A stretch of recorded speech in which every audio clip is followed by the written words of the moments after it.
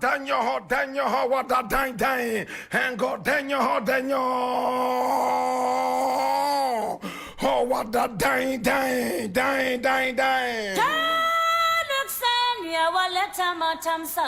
This is the Black Pot. AKA Kukushunamo, where we speak truth to power. Now here we don't compromise on the truth, my brother. We go straight up for the jugular vein.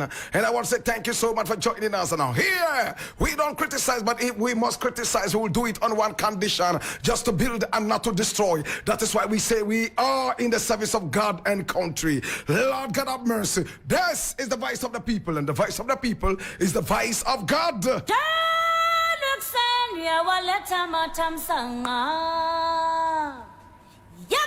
And today we have very important issues to look at as usual. And I want to say thank you so much for joining us. It's all about our country. Oh yes, my brother, my sister. Now the very first story we are looking at today is taken from Ghana Web. And it says Societe Generale Bank to exit Ghanaian market after 20 years. And I read it.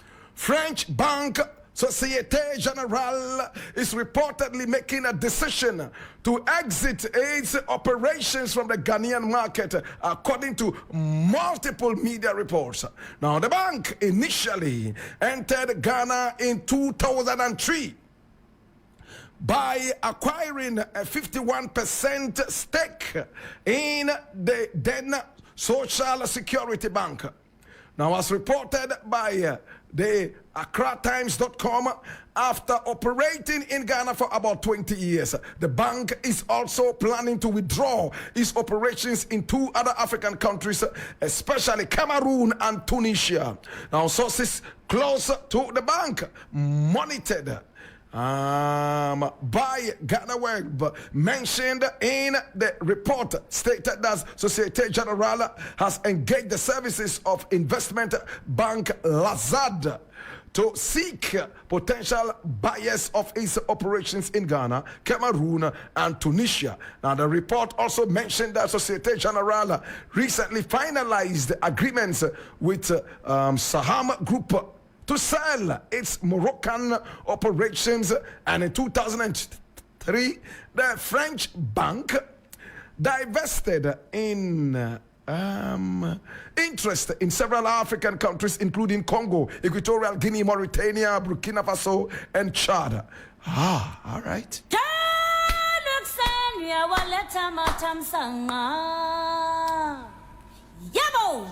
Societe Generale is not the only international outfit living in Ghana. We hear Big Pen is also leaving the country, right? My brother, my sister, the other day, Game also left Ghana. It looks like a number of international outfits are leaving this country, and I'm glad. I am extremely happy that all these international companies and outfits and brands are leaving the country one after the other. And my happiness is in one thing. My brother, my sister, it will teach us a good lesson to stand on our 2 feet and appreciate the independence and manifest the true independence of this nation. My brother, if you want to live in peace and harmony, do not allow anybody to feed you, because the man who feeds you controls you. The other day, Ghana said, and we don't like homosexuals in our country. And it went all the way to the Parliament House. The Speaker of Parliament was so vehement in his decision. He said he will support that decision of kicking out all homosexuality and homosexuals out of this country. My brother, my sister.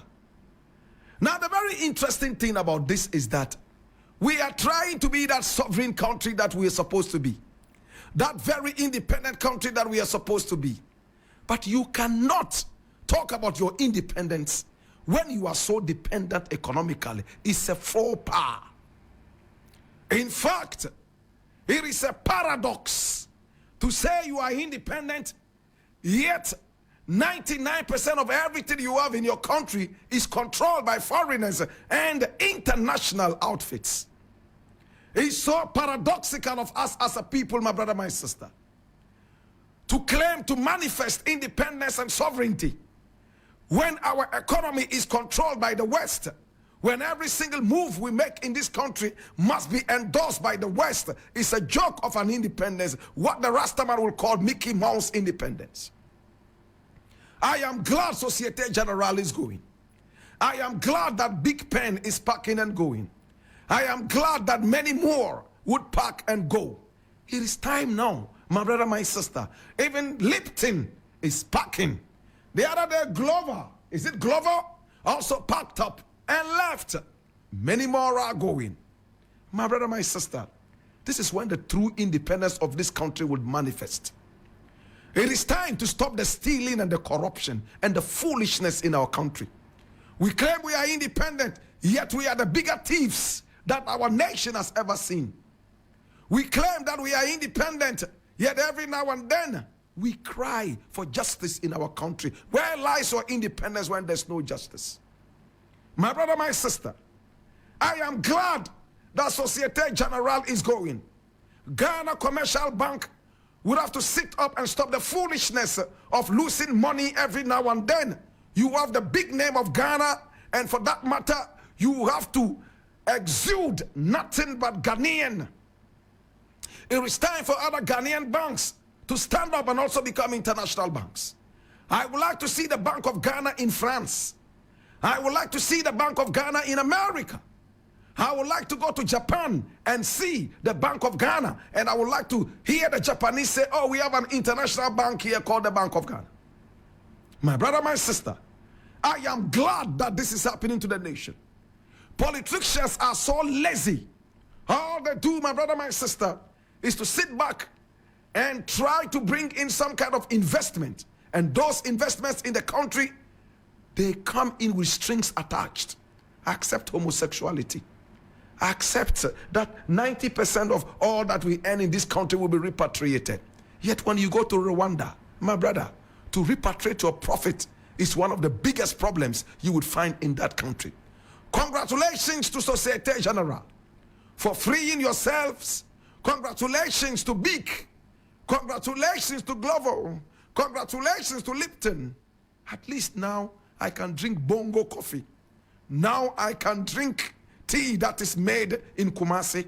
Now I can drink tea that is made in my hometown. My brother, my sister, time now to indigenize our economy. Time now to be able to stand up and be truly independent. This is a great sign. But politicians will see it as a curse. To God be the glory.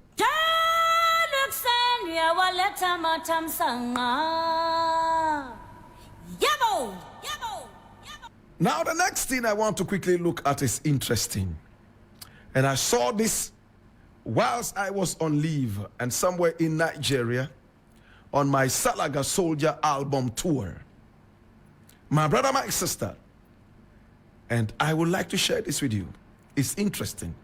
Kwesi Pratt reacts to NPP's alleged we bribe. Kwesi Pratt reacts to NPP's alleged we sharing at Ejisu. And I read. Now the managing editor of the Inside newspaper, Kwesi Pratt Jr., has responded to allegations of the New Patriotic Party sharing marijuana, aka we, to some individuals during the by-elections in the Ejisu constituency.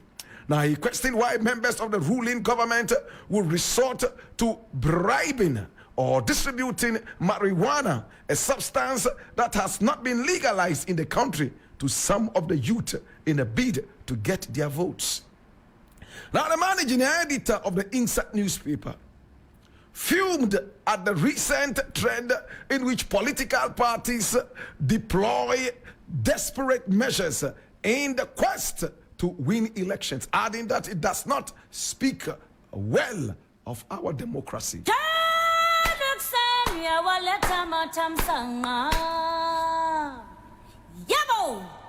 We Oya Haban, we and Tampe. My brother, now let us go a little back. First and foremost, why has we become illegal in the world? Some countries are beginning to see the importance of weed, aka Ntampe. and they have decided to legalize it. Some states in America have legalized it, and they are making money. Money that we go to them to beg for. The Ntampi money. We go there to beg for it. My brother, my sister, now it was for a racist reason. Marijuana became illegal in the nation, and those of you who care about history, this is the history. At a point, it was believed in America that white women, when they smoked marijuana, fell victim to black men, and they slept with them. According to them, it was a kind of aphrodisiac which drew them exclusively to black people. And for that reason, they decided to ban the ingestion of marijuana. We can go deeper into that history. But to suffice it now, my brother, my sister, that was how marijuana became illegal in the nation. May I go deeper? We all remember when I was hauled to the Parliament House all because of marijuana. They sought to disgrace me. They sought to be able to throw me under the bus. But my brother, my sister, a few years down the line, it took center stage in our Parliament House when they were all looking forward to seeing marijuana legalized in the nation. Oh, what a visionary. My brother, my sister, there is an interesting thing. Now, the President of the Republic of Ghana, Nana Akufo-Addo, according to WikiLeaks, that came out with a story some time ago, crediting it to the utterances of Kwesi Pratt, who was taking center stage in this story. According to Kwesi Pratt, as reported by WikiLeaks, which we all read, every morning when Kwesi Pratt went jogging and he decided to visit Nana Akufo-Addo, at the time not the president of this country, anytime he entered Nana Akufo-Addo's house, he didn't need to ask where Nana Akufo-Addo was. He saw a bonfire of smoke like a chimney, and that directed him to where Nana Akufo-Addo was, smoking loads of Ntampi, aka weed. Kwesi Pratt was asked if he ever said that to WikiLeaks, and he said he would not answer that question. My brother, my sister, a few years down the line, Nana Akufo-Addo, who allegedly was seen in a bonfire of Ntampi smoke, according to Kwesi Pratt, became president, and he sought to legalize marijuana. I was one of those who applauded. But today I can see that it is a political gimmick. From the time they said it was going to be legalized, up till now, the whole thing has stalled. It has taken a slow motion, or better still, no motion. My brother, my sister, now the thing that is illegal is distributed freely to ghetto youth so that they can vote in a by-election. What does this teach us? Can we go a little deeper?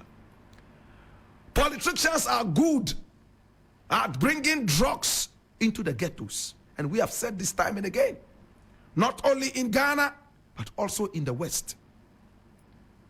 In fact, it is in the ghettos that you find a lot of abortion clinics in America and in England. Now they have decided not to call those areas ghettos. They call them the inner cities. That is where you find all the drugs. That is where you find all the abortion clinics. That is why where you find all kinds of abuses. My brother, my sister, our politicians are learning from their masters in America that in order to win elections, the best way is to drug the youth. My brother, my sister, today it is in Ntampi. Tomorrow it will be cocaine. Today it is in Ntampi. Tomorrow it would be heroin. Anything that will win them the election, they would do that. And read my lips, my brother. These people are no good people. They don't care about the future of this nation.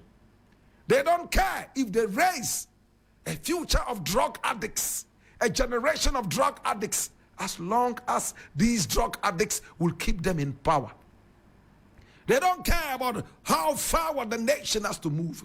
They only care about winning elections until we as a people put aside the idea of winning elections and bringing to the fore the idea of giving the people a good welfare, our nation would always retrogress.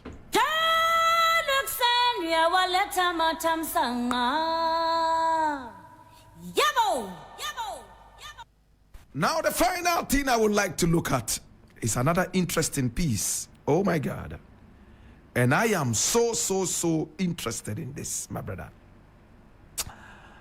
Now, what is this thing I want to look at? And I need you to come along so that we will look at it together. I was still on leave when this story came out. And I told myself that Blakk Rasta, you need to look at this. So this is what I am looking at right now. Ah! It's interesting. My brother, my sister, this one I am reading from Graphic Online. And I need your raptest attention. It says, and I read it, I had 40 million American dollars in my account, but professors were giving me D's and F's. And this is credited to McDan. I read again. I had 40 million American dollars in my account, but professors were giving me D's and F's. McDan. Now, the chairman of the McDan group of companies, Daniel Macaulay, widely known as McDan, has candidly discussed the hurdles he encountered academically despite his early career success and substantial wealth. Now, during a recent conversation, McDan shared the difficulties he faced whilst pursuing his executive Master of Business Administration studies, revealing that he had over 40 million American dollars in his account while grappling with academic setbacks. McDan said he achieved his first $1 million at 28, but lost it by 32, and highlighted the stark contrast between his financial achievements and his academic performance. My brother, my sister, I'll go into this straight away. This is the Black Box.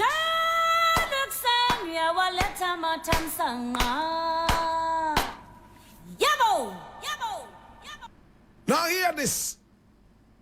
Intelligence is not equal to wealth. We have foolish people who are so wealthy. We are very foolish people. People with no brains who have it all when it comes to wealth. And I can mention 20 right now. 20 foolish people who have money, yet they have no common sense. My producer said, take it easy. All right, so I take it easy. Hear this now. My brother, I have observed with keen interest 3 people in Ghana who are always trying, my brother, my sister, to equate wealth with wisdom and common sense. Cheddar is number 1. 2, Agyapong. 3 is McDan. I am sad at this derogatory, irresponsible talk. I am sad. My brother, my sister, I am going to watch my words very carefully because I have a good relationship with 2 of the people that I mentioned. As for the other one, whatever it is, anytime there is time to sit, we will sit down and talk because we can't fight forever. Hear me now. My brother, Agyapong is one man. At the slightest opportunity, he will tell you that going to school is useless. He would ask you, tell me how many professors in Ghana are rich. He will seize the opportunity to tell you that it's better to go after money than to go after education. Yet, we were told right from the start that education is the key. Since when has education ceased to be the key? Number 2, Cheddar. Oh, don't ask me how I made my money. Don't ask me the source of my money. Just know that I am rich. And I should have gone ahead looking for money rather than wasting my time running after education. He seems to be telling the people. And he wants to be president.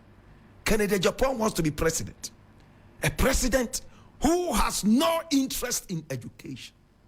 A president who has no interest and respect for education can never be a good president. It's not possible.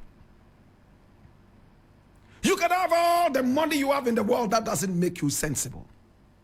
But education is a conduit pipe to a certain form of wisdom. When you go to school, you are taught so many different things. You are taught how to think. You are taught, my brother, my sister, firsthand, how to use your knowledge applicably. It hurts me, my brother, when people are trying to equate money to wisdom. Can I take you a little bit into history?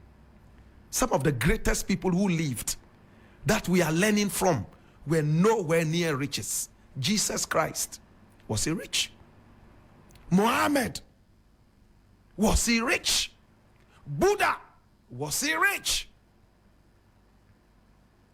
The movers and shakers of the world, my brother, my sister, were never rich.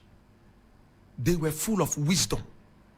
They say good name is better than riches, isn't it?